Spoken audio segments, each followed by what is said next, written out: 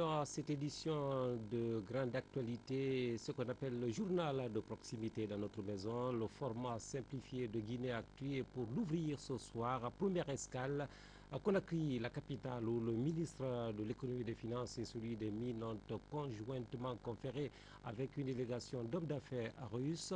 L'apport technique pour la valorisation et l'exploitation du potentiel minier était au centre des entretiens. Le reportage est signé Alcini Pascaldine Camara. Le retour de la Guinée dans le concert des nations démocratiques constitue une bonne augure pour les investisseurs étrangers. C'est le cas de ce groupe d'investisseurs Rustatan Strathouse, une société qui ambitionne d'investir en Guinée afin de contribuer au développement socio-économique du pays. C'est pourquoi les représentants de ce groupe ont entamé une série de prises de contact avec les autorités guinéennes, une tournée qui a débuté par le ministère de l'économie et des finances. Partout, le chef de la mission a donné de larges informations au ministre de l'économie et des finances et à celui des mines et de la géologie sur Tatan Stade, qui se fixe pour objectif d'accompagner la Guinée dans son processus de changement amorcé dans les domaines de l'éducation, les petites et moyennes entreprises, la santé, mais aussi et surtout dans les domaines énergétiques et des mines.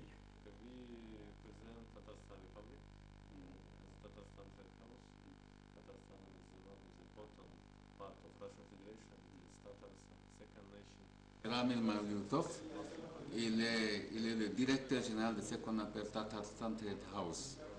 Et il représente Tatarstan. Tatarstan est un État qui fait partie de la Fédération de Russie. Les Tatars, c'est la deuxième communauté de la Russie, après les Russes. Et c'est une république qui est très riche.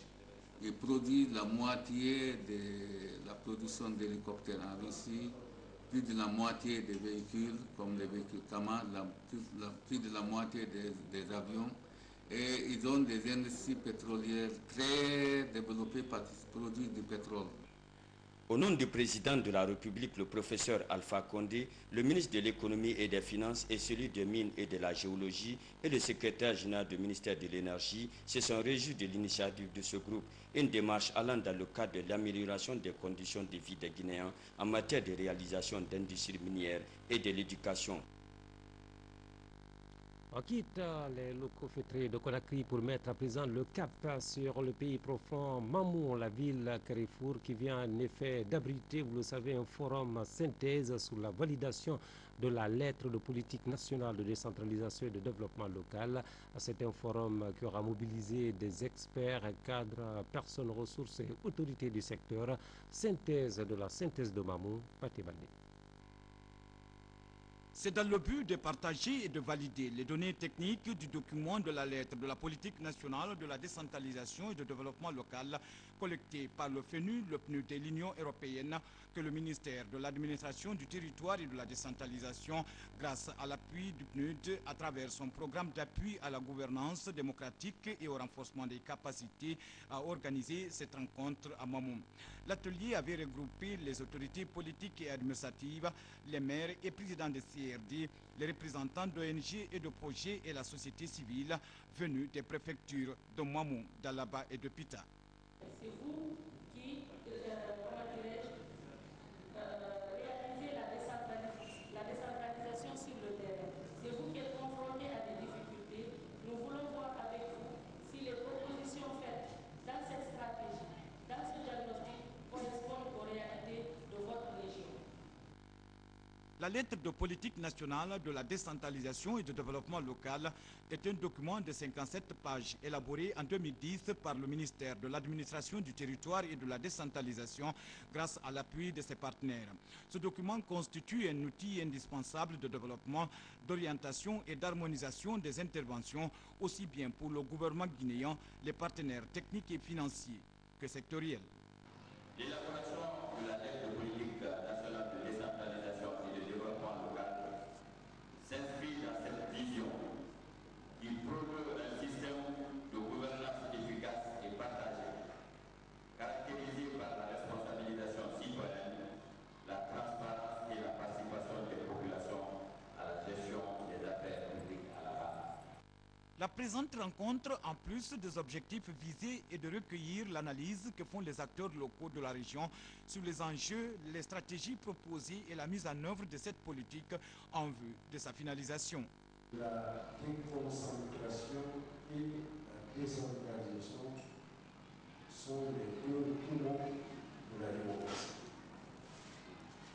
Si nous ne réussissons pas à assainir ces deux secteurs fondamentaux, nous n'irons jamais à une démocratie véritable dans ce pays. Le gouvernement guinéen qui s'est engagé dans ce processus pour les 10 prochaines années entend mettre en œuvre des politiques et des programmes adaptés pour faire de nos collectivités à la fois des espaces d'expression de la démocratie locale et de la promotion d'économies porteuses de richesses et d'emplois. De la ville Carrefour Mamou, on se transporte à présent au pays de la savane boisée. C'est en Haute-Guinée où le démembrement du réseau des femmes leaders de la Haute-Guinée était en réunion de concertation. La rencontre appuyée par le REFMAP et le FUNIAP prépare en fait un plaidoyer. C'est pour une meilleure représentativité des femmes aux prochaines consultations électorales nationales. Le reportage est signé Fodé Bangali Fofana. Les femmes leaders de la Haute-Guinée se positionnent pour les futures élections législatives, communales et communautaires dans notre pays. Elles entendent voir désormais des résultats visibles et mesurables sur le terrain. C'est dans ce cadre qu'elles se sont retrouvées ici à Cancan pour faire un plaidoyer anti-élection des autorités, les leaders de nos communautés et les religieux qui assurent le leadership dans cette région. Venues des préfectures des deux régions administratives, Farana et Cancan, ces femmes ont pour objectif l'amélioration de leur représentation dans les instances de prise de décision, particulièrement celles de la communauté. Selon les statistiques, les femmes représentent plus de 52% de la population guinéenne et participent activement au développement et à l'édification de la nation. Malgré les efforts consentis, ces femmes restent encore moins impliquées dans le processus de prise de décision et dans la gestion des affaires communautaires. Or, une femme bien formée et soutenue peut aussi voir plus qu'un homme.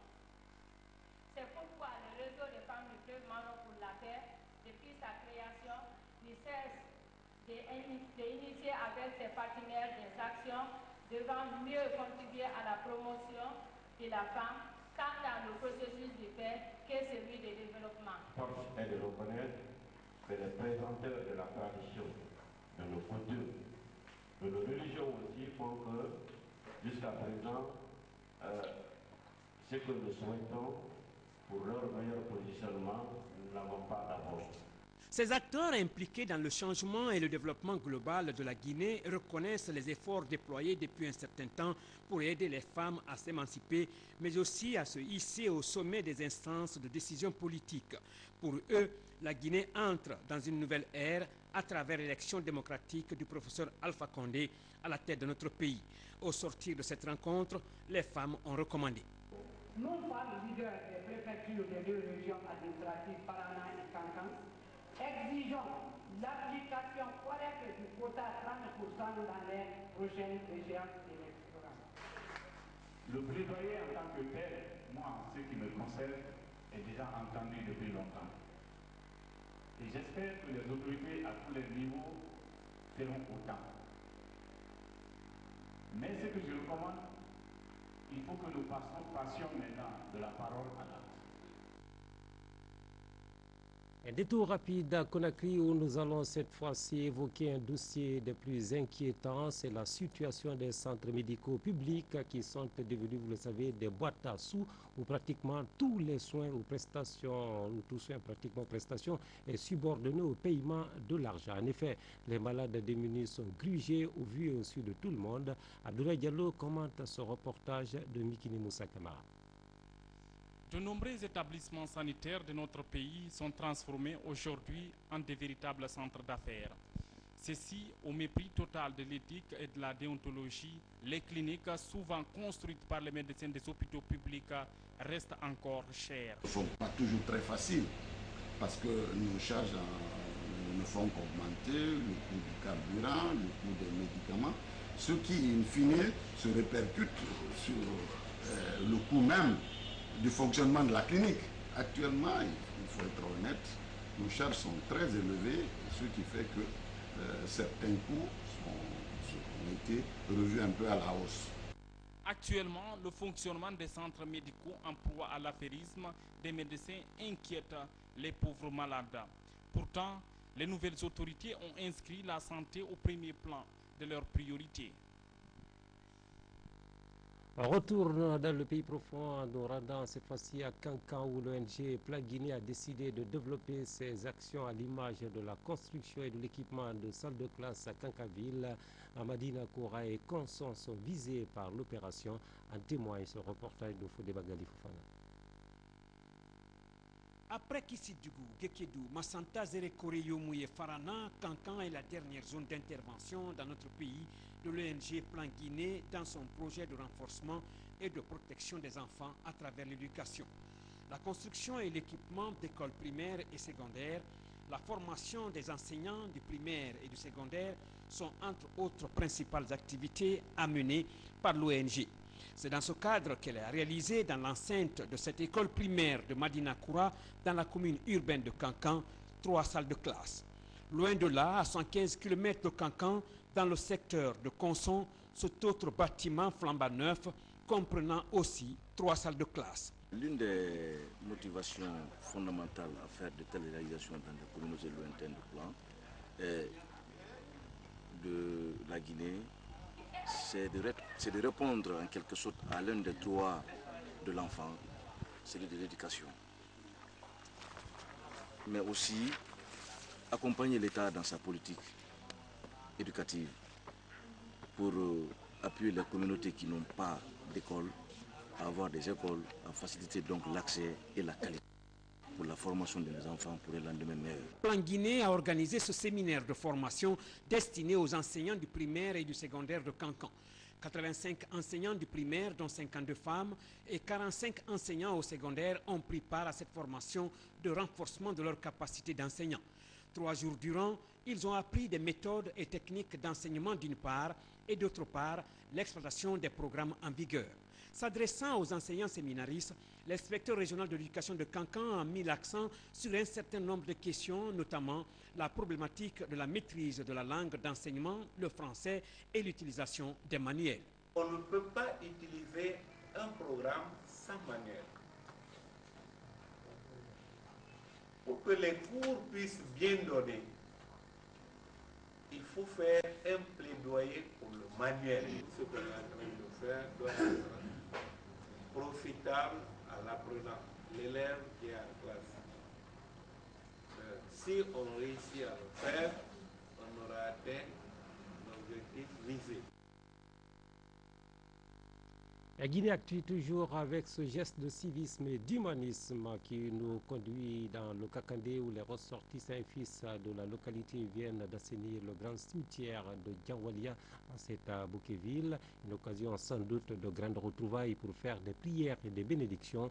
Serre-Souma, Synthèse.